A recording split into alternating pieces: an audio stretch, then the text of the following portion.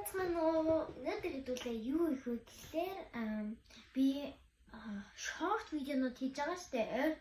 Тийм видеонууд хийгээд байгаа байхгүй юу. Тэгээд тэрнээ зориулаад ийм бүжгийн хаяг нээж байгаа. Тэр нээж шүү дээ. Тэгээд өөр хаяг бас нээгээд тэрэн дээрээ жинхэнэ YouTube хийгээд энэ болохоор бүжиг заах хаяг маань болж байгаа. Тэгээд энэ болохоор миний бүжиглэх газар.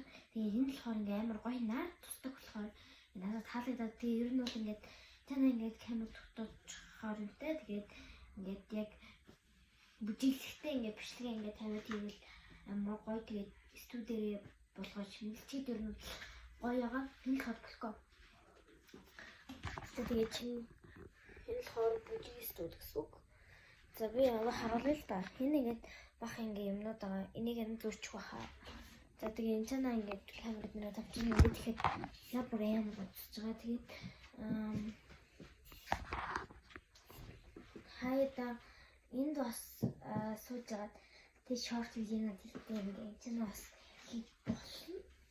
Сууж агаад тэгээ энэ гаднаа цохтой унлахын өрөөний юм маань цоох байгаа. Зааж